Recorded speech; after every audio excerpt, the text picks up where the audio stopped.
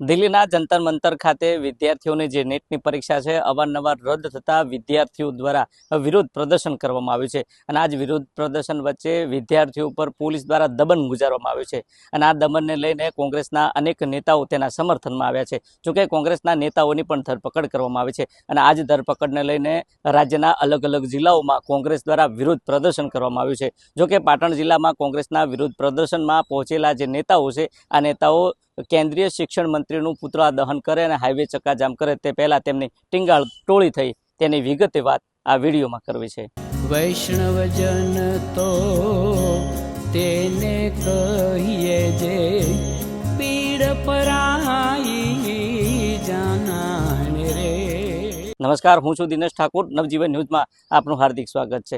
વાત દિલ્હીના જંતર મંતર ખાતે જે પરીક્ષાઓ છે આ પરીક્ષાઓ અવારનવાર રદ થતા પેપર લીક થતાની સાથે જે વિદ્યાર્થીઓ છે આ વિદ્યાર્થીઓ પર પોલીસ દ્વારા જે દમન ગુજારવામાં આવ્યું છે અને આ દમનને લઈને જે વિદ્યાર્થીઓના સમર્થનમાં કોંગ્રેસના નેતાઓ પહોંચ્યા છે. જોકે કોંગ્રેસના નેતાઓની પણ અટકાયત કરવામાં આવી છે અને આ જ અટકાયતને લઈને રાજ્યના જે કોંગ્રેસનું જે મહુડી મંડળ છે મહુડી મંડળ અલગ અલગ જિલ્લાઓમાં વિરોધ પ્રદર્શન કરી રહ્યું છે અને આ જ વિરોધ પ્રદર્શન વચ્ચે જે પાટણ જિલ્લાનું જે કોંગ્રેસનું જે મહુડી મંડળ છે આ મહુડી મંડળ વિરોધ પ્રદર્શન કરવા પહોંચ્યું હતું અને જે પાટણ જિલ્લો છે અને આ પાટણ જિલ્લાનું જે 2 ડિવિઝન જે નવજીવન જે સિટી વિસ્તાર છે અને આ સિટી વિસ્તારના જાહેર માર્ગ ઉપર ચક્કાજામ કરે તે પહેલા પોલીસનો કાફલો ખડકી દેવામાં આવ્યો હતો અને આ જ કાફલા વચ્ચે જે કેન્દ્રીય શિક્ષણ પ્રધાન છે તેમનું પુતળા દહન કરવામાં આવ્યું હતું અને આખરે પોલીસ અને કોંગ્રેસના નેતાઓ વચ્ચે રકાઝકી થઈ હતી અને આખરે પોલીસ દ્વારા તેમના જે કોંગ્રેસના જે નેતાઓ હતા નેતાઓની ટીંગાટોળી કરી પાટણ B ડિવિઝન ખાતે લાવવામાં આવ્યા હતા અને તે દરમિયાન મીડિયા કવરેજ કરવા પહોંચ્યું હતું. જોકે મીડિયા કવરેજ કરવા પહોંચે તે પહેલાં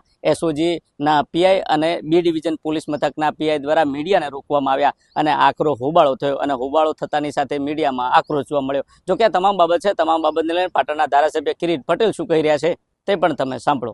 સૌથી પહેલાં તો શાંતિપૂર્વક રીતે આ કાર્યક્રમ ચાલુ હતો અને પોલીસ સ્ટેશનના હોલની અંદર મીડિયા દ્વારા અમારા સાથી ધારાસભ્ય ચંદનજી અને પ્રમુખનું ઇન્ટરવ્યૂ ચાલતું હતું. એ વખતે પોલીસ દ્વારા મીડિયા કર્મીઓ સાથે ઝપાઝપી કરી એમના બોમ્બ ખેંચી લઈ અને એમને બહાર કાઢવામાં આવ્યા. એમની સાથે યોગ્ય વર્તન કહેવાય નહીં, મીડિયાનો અધિકાર છે એનું રિપોર્ટિંગ કરવાનો, પરંતુ ખબર નહીં પોલીસ કોના ઇશારે આ કામ કરી રહી છે.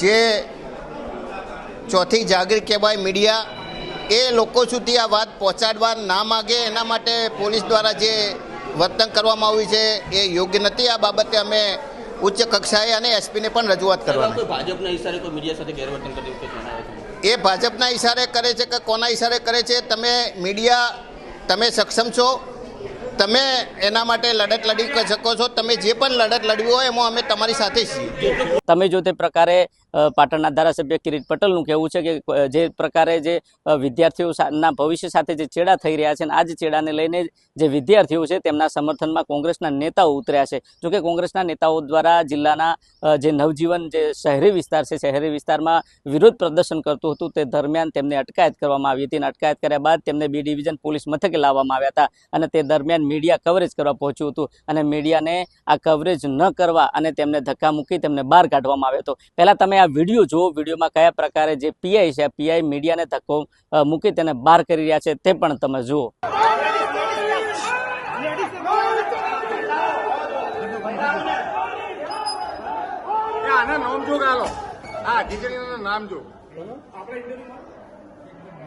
કેમ ઇન્ટરવ્યુ ના લેવા દીધું? કેમ ઇન્ટરવ્યુ ના લેવા દીધું? ઇન્ટરવ્યુ ચાલુ હતો મને ખબર કરી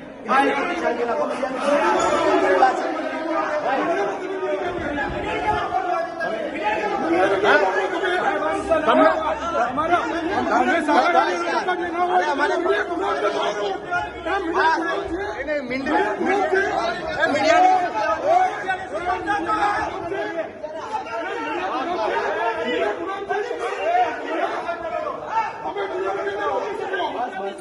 તમને ના કોને પડે?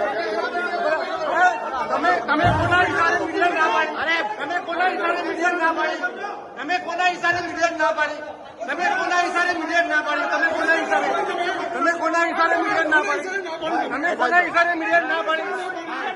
તમે કોના ઇશારે મીડિયા ના પાડી?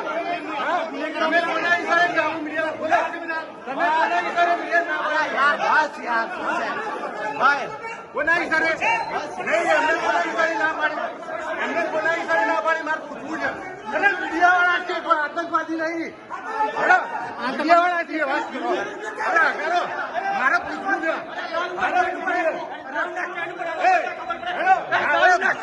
મીડિયા છીએ કોઈ આતંકવાદી નહીં વાત અરે ના ચાલે કાળુબાઈ ના પાડે એટલે અરે મીડિયા ના એને કોના ઈશારે ના પાડી કોના ઈશારે ના પાડી ભાઈ 2 મિનિટ પત્રકારો આવ્યો